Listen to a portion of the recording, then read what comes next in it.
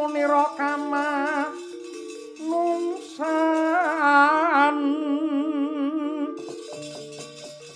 samangnya gendreh memanis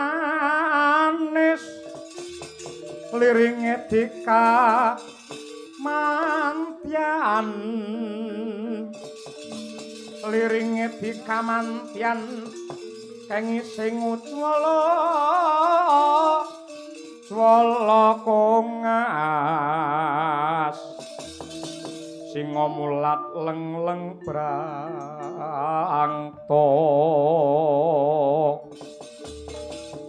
singa mulat leng-leng brangto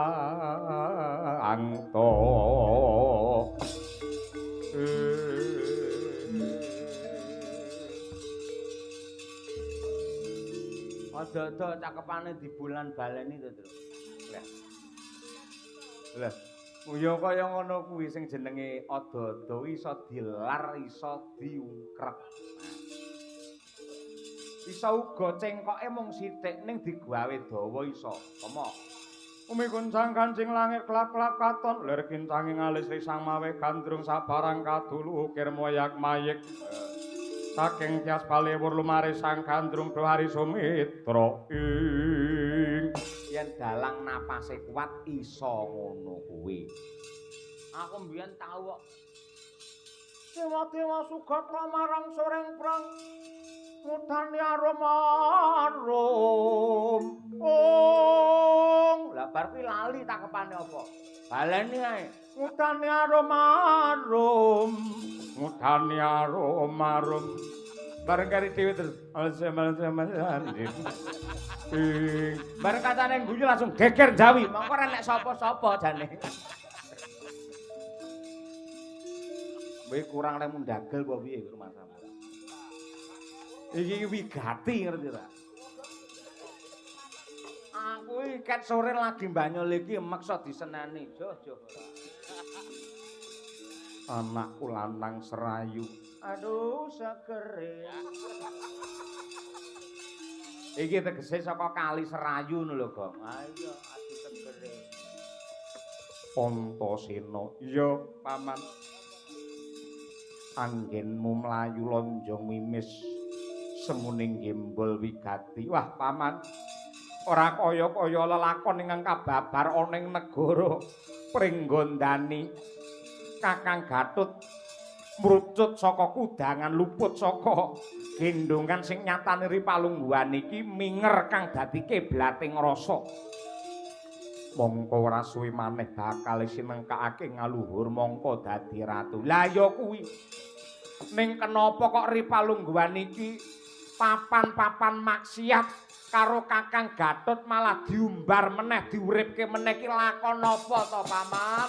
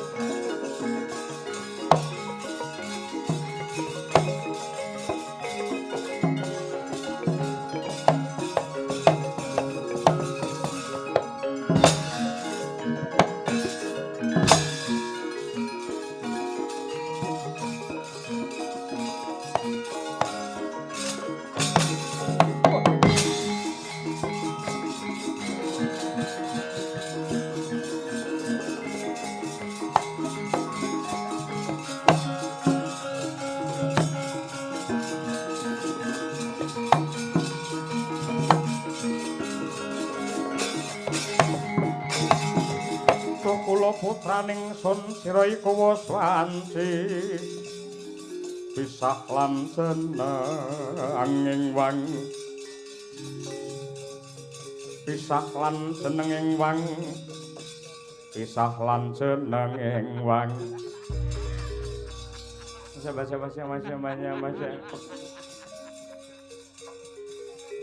Paman Arjuna sembah pangabekti kula kunju sedaya apa nyembah karo pamanmu lamun to nyempyokake tirta letuh ana praupane para Pandhawa mongko kabeh para putra-putra Pandhawa rina wengi tansah digugla wentah supaya tumindak ingkang becik makarti ingkang rahayu ning yogene ripalungguhan iki kowe wegah nampa wewarah nampik marang pitutur becik ing atase ratu ki dadi pengayoman ratu ki dadi panutan kabar sing ndak tampa ripalungguhan iki malah kok ora arik tatanan ana ing pringgondani karepmu piye nuwun pangapunten pringgondani menika negari kula badhe kula jur badhe kula luluh banger bacin abang ijo butek bening sedaya menika wonten panguwasipun Gatotkaca nyatanipun para kawula sami tresna kaliyan kula ning tak kira ripalungguhan iki para kawula bakal mlingos merga ngerti patrapmu sing ora dalan kaya mangkono menika perkawisipun tiyang Pringgondani wong Madukara rasah melu-melu lambimu ora kena ditata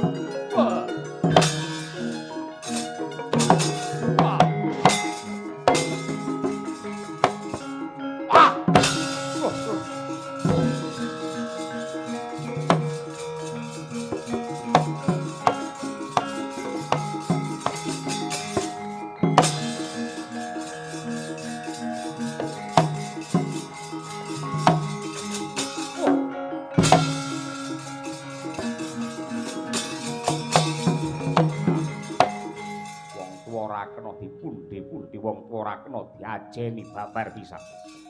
Yo, yen pancen kaya ngono arep jajal karo kaprawirane Gatotkaca. Sembur ora mlonyoh diadamak gurone batangmu.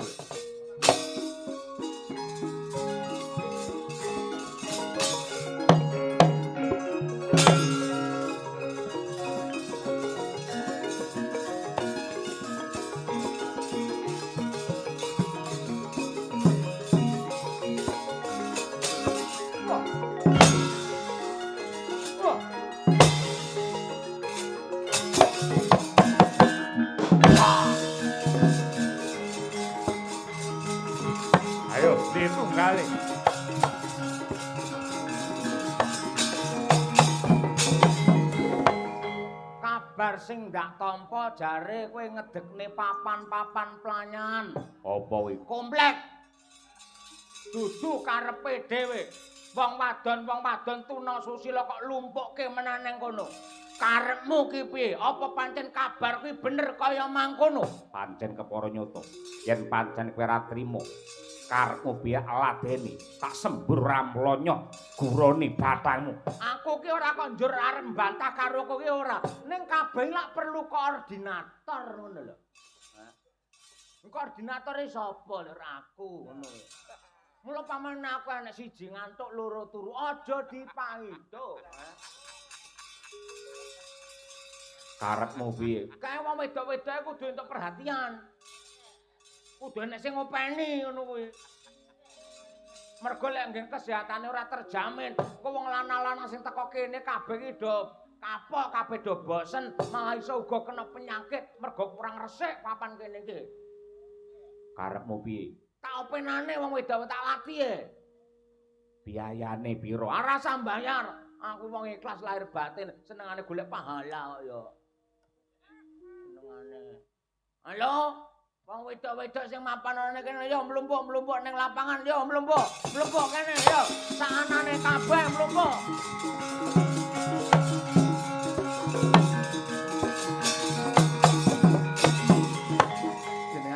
Jenengan sinten? Aku sing dipercaya karo Raden Gatotkaca. Aku ki mantri Bagong ngono. Aku ki mantri tegese tukang nyuntik lene wong sing kena penyakit semua harus menjaga kesehatan, semua harus menjaga fisik dan juga supaya tidak ada kotoran-kotoran yang ada di tubuh-tubuh jenengan kabeh kowe. Mumpung jam 09.00 esuk iki jan apik-apike srengenge yaene iki.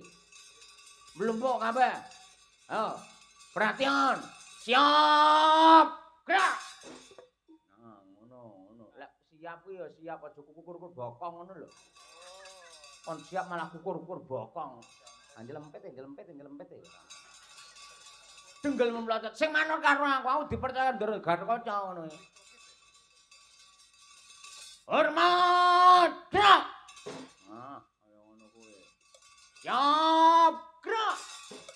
Istirahat di tempat. Gerak. Langsung sudah. Gerak. Apa ki?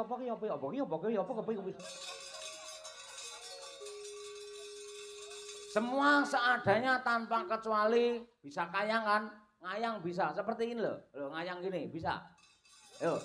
Semuanya saja tanpa kecuali ngayang. Seperti itu. Oke, diam, jangan bergerak.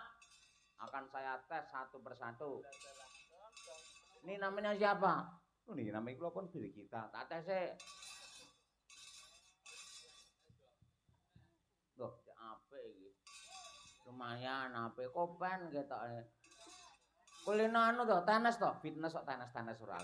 Oh iya fitness. Nah kaya ngono iki sapa sebelah ini nggih kula pun mirat. Hah? Serampat. Mirat. Nang tak tese. Wah, apik. Kowe arep dodol bakso apa piye? Mboten ngeten. Selanjutnya sapa iki? Nuni nggih kula pun diajeng Candra Mulya. Duwe anak to wis ketok mbleguk ngono. Nuni nggih setunggal. Yo walah duwe anak ya sik dodolan kaya ngene ya ampun ora. Kaya ngono kuwi. Iki mbiyen pas nglairke mbiyen iki buka pira? Nuni nggih 29. Wah, ngono kuwi. Katese. Oke, apik. Dari dhewe sapa iki? Nuni nggih nami kula pun Tri Hastuti Retnawati. Penggambaripun para lurah-lurah kula menika. Ya, boleh. Mempunyai penggemar boleh saja, enggak apa-apa. Ini harus saya tes dulu, sama apa enggak dengan yang lain. Yang lain kan tadi, loh ini bagus. Kamu saya tes dulu. 1, 2, 3. Itu di dalam tubuhmu ada merconnya sepertinya. Nggih pancen ngeten iki. Yo alah ketoke praoto iso puter nang kono kuwi. Nah sekarang masuk ke bilik masing-masing ya. Saya cek satu persatu, jangan ada yang mempunyai penyakit. Kalau punya penyakit nanti nular kemana-mana. Dijaga kebersihannya semuanya.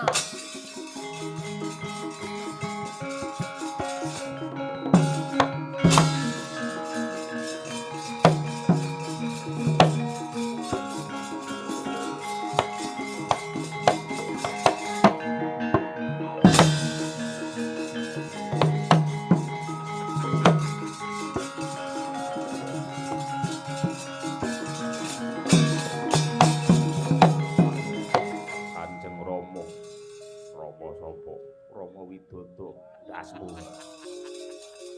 Warakudara sing ngajari dari penculeng kowe iki sapa?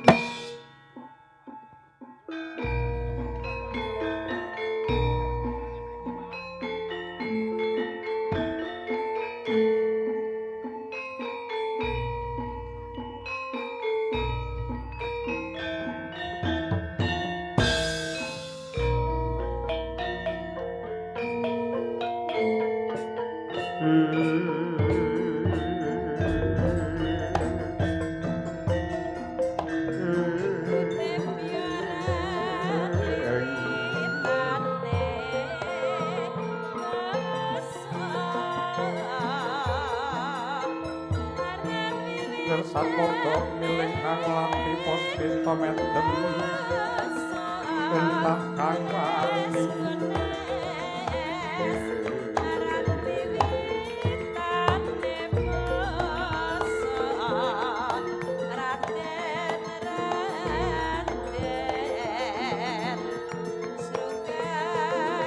Mitering paman halon Sekar waras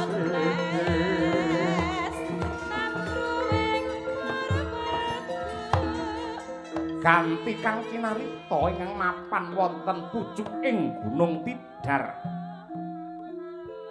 Ana wujuding cahya manter nyada lanang gedhe pangaribawane.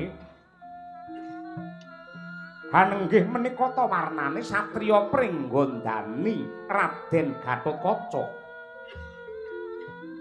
Janadyan kendhang kapracundhang kuntal kaprapa.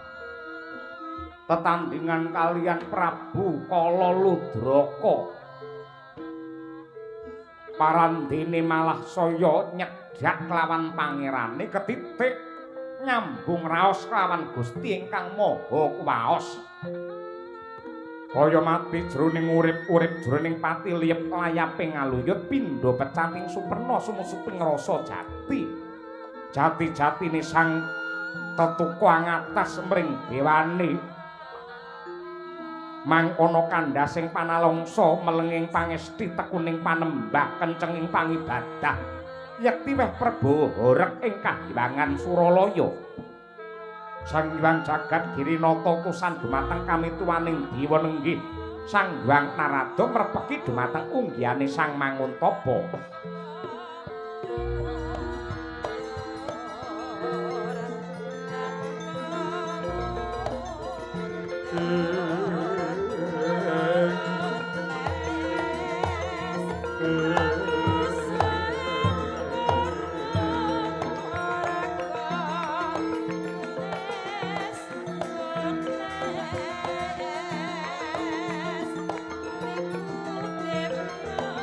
Mitering aman halem kang Sekar warasi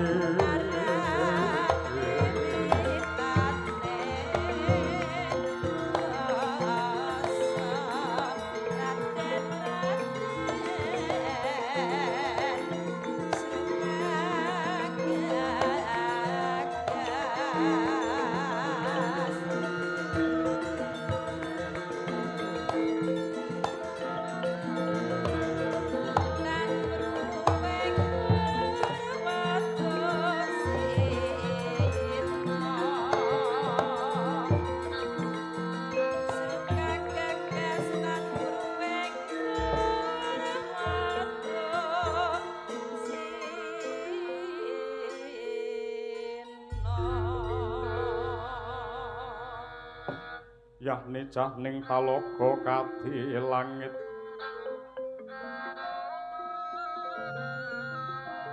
mambang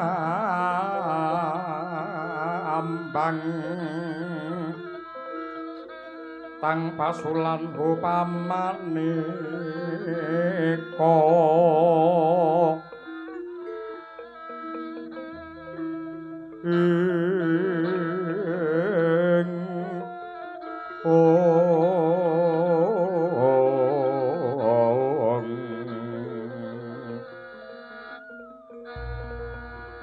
lintang tulya kusuma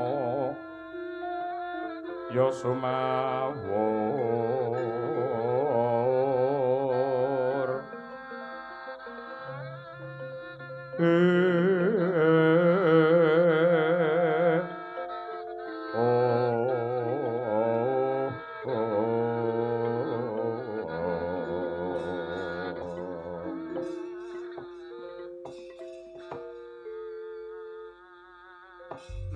merkenjang pak papong marudayang kulup tetuka Gatotkaca jan dadekake gugup gagap sarta guragapaning ati kita ulun Sang Hyang Narada ingkang mrepekya ning pucuking Gunung Tidar anggen Muyoga Brata sarawa paduka pukulun kula ngaturaken sembah pangabekti mawantu-wantu kunjuk sandhap padha paduka pukulun iya ndak tampa gawe bombonging rasa.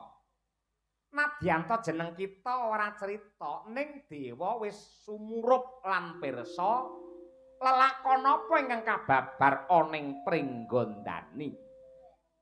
Ngertenono ya, Ngger. Gatotkaca. Anggonmu dadi ratu kuwi yektine abot sanggane, abot cobane. Lan kanggo srana kajayan kamulyan tumrape wong sak negara ora ana dalan kang kudu tinempuh kejaba mung gaman panunggal utawa gaman kerukunan urip ana donya mbuh dadi apa wae wiwit saka panguwasa nganti kawula pejabat nganti masyarakat bupati nganti tukang golek wedi sing becik kuwi kudu rukun, kudu manunggal tetunggalan. Nah, sadurunge kowe rukun kelawan wong liya, rukuna kelawan awakmu luwih dhisik. Tegese antarane lair lan batin, jiwa lan raga, sukma, ati, lati lan pakarti kudu nyawiji. Apa meneh dadi satriya antarane batine pangucape lan tumindake kudu rukun. Ingkang tegese mahambek bawa laksana. Lah, yen wis bisa rukun karo awake dhewe, lagi rukuna karo keluargamu, banjur rukuna karo pepadaning uripmu. Inggih Bukul. Wiwit saka kekuatane desa. Wiwit saka desa munggahe kadipaten nganti tekan negara kuwi sumbere mapan ana ing panunggal. Merga karukunan kuwi gaman sing ampuh sing ora bisa dikalahake karo apa wae lan sapa wae. Lan sing kala mangsa dilalekake dening wong sak negara kuwi rukune ratu karo para kawula. Rukune ratu karo para kawula, rukune sing mimpin karo sing dipimpin. Sing akeh ratu mung gagas karo kamulyaning pribadi tanpa beda kelawan wong cilik isane ya mung nyacat maido karo panguwasa. Sing akeh kaya mengkono kuwi. Ning lamun ta antarane pimpinan lan sing dipimpin atine wis gathuk lan mathuk, yektine kuwi ambabar marang katentreman lan uga kasantosan. Dene bisani rukun kudu diwiwiti saka nggedhekake rasa tresna sing bener-bener tresna kang tulus. Katresnan sing sejati, mongko tresna sejati iki mapan ana pandonga ingkang ikhlas. Lan donga sing bener kuwi ora mung ndongake karo awake dhewe, nanging ya ndongake karo wong liya. yen pimpinan ndongake karo sing dipimpin kok sok baline sing dipimpin kawulane ya kudu ndongake marang pangarsa supaya diparingi kekuatan lan kawicaksanan anggene njejegake adil lan ngayomi marang wong sak negara sing bener kaya ngono kuwi. Lamun to jeneng kita bisa rukun karo diri pribadi, rukun karo keluargamu, rukun karo Sentana Praja, rukun karo para kawula kabeh kanthi lambaran donga sing tulus lan suci, yektine bakal ambabar marang kasantosan. Nggih, Bukulun ngaturaken panuwun ingkang tanpa upami dene paduka paring pitutur dumateng kula. Sedaya dawuh paduka badhe kula gegem kinarya pepakem anggen kula badhe netepi dumateng kadarman. Katekaca jumbuh kelawan laku sing ndok tindakake prihatin sing lagi ndok lakoni wis sak trepe lamun to jeneng kita Ripalungguhan iki nampa wahyune Kanarendran utawa wahyune ratu ingkang sinebut Wahyu Teja Kencana. Ridu mawur mangawur-awur rakan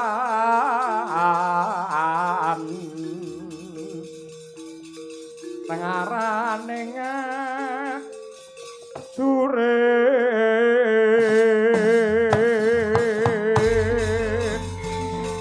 maju lungguh mututuka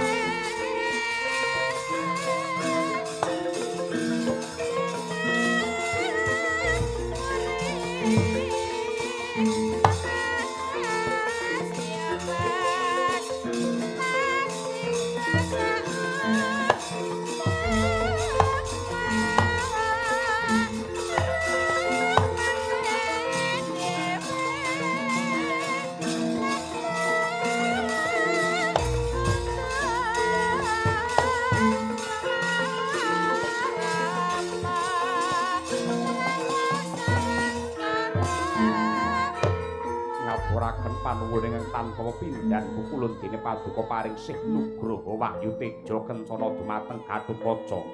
Ulun mung sadrema dadi lantaran sing jejeg, sing madhep, sing mantep anggenmu bakal ngemudeni negara Pringgondani. Percaya wae. Ulun ngerti lamun to sing ana pawongan sing rusak ngajak-ajak ning aku wis niteni bola-bali. Lan buktekno dhewe sing arep ngrusak karo sing arep mbangun kira-kira awet endi iki mengko.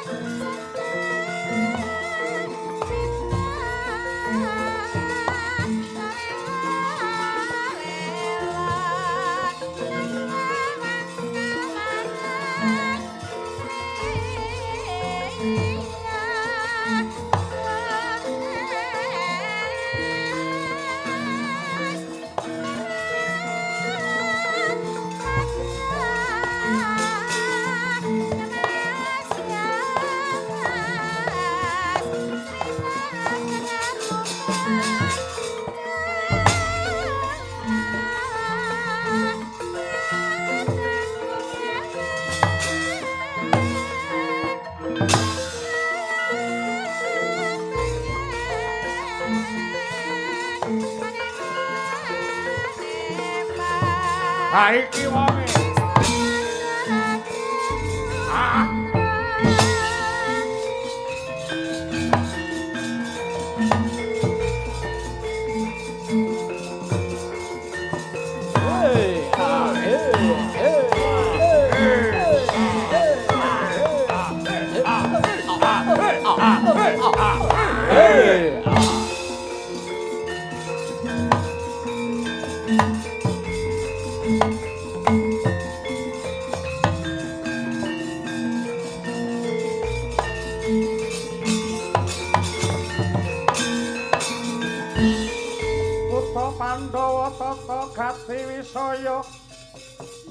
Indriyaksasara Maruta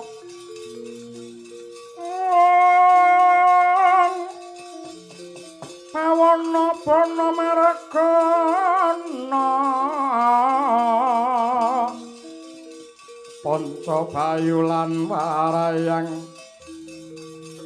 wisikan gulingan limo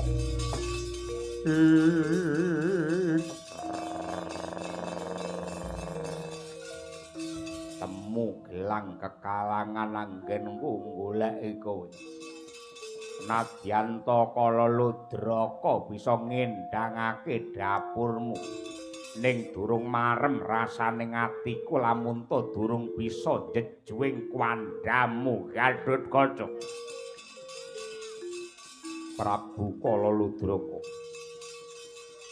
nitik saka sandangamu ki ratu tanpa beda klawan aku uga satriya sing kudune rumeksa marang rahayune jagat aku kelawan kowe ditandur dening pangeran mapan ana Marcapada kuwi supaya njaga marang kawilujengan kanthi lambarane kebak rasa tresna lan asih nadyan to beda wujud aku menungsa panjenengamu raseksa ning yektine ana ngarsane pangeran derajate padha sing bedakake mung tumindak lan pakartine ora sah kocah kowe urung marem lamun turung ngerti glundunge ndasmu aku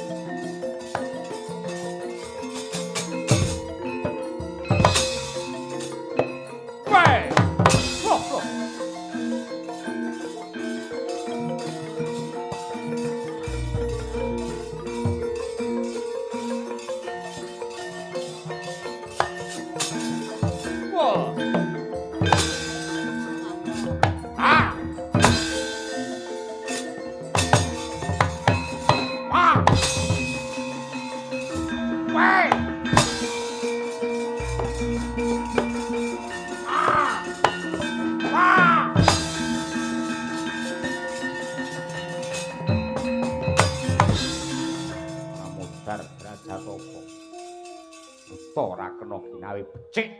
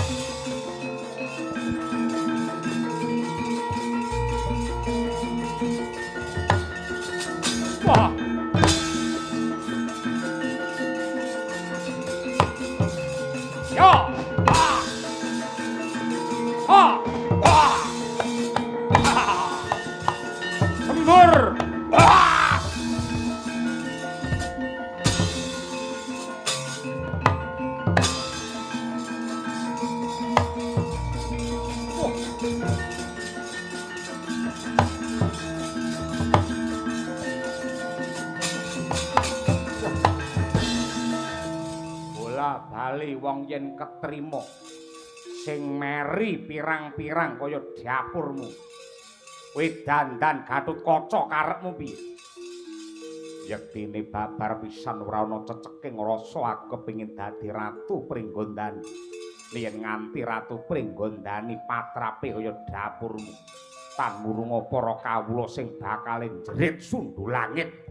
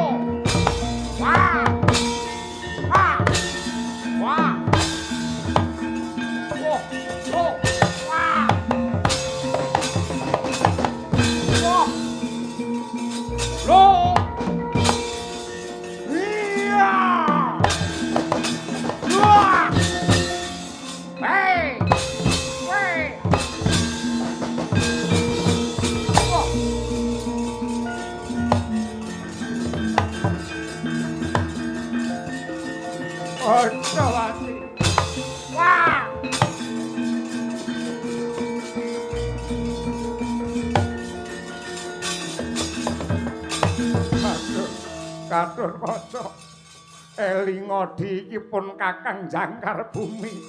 Aku Antarja, aku njaluk urip, aku njaluk ngapura.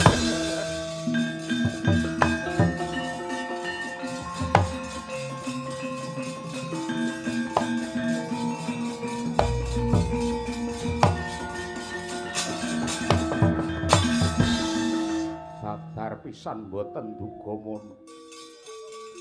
Bilih jengandika Kakang Antarja ingkang tumindak nista kados mekaten.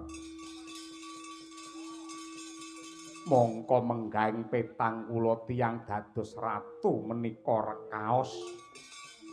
Awrat sanggaranipun, awrat tanggel jawabipun. Anggenipun anggadhahi tanggel jawab mboten namung wonten donya ning ngantos jaman akhir. Parandene kok jengandika malah kados mekaten. Yen pancen Kakang Antarja ngersakaken dados ratu Pringgondani, kula dherekaken, kula tak mboten nyalonaken kemawon. Monggo klaturi lenggah dampar Pringgondani ora Yai.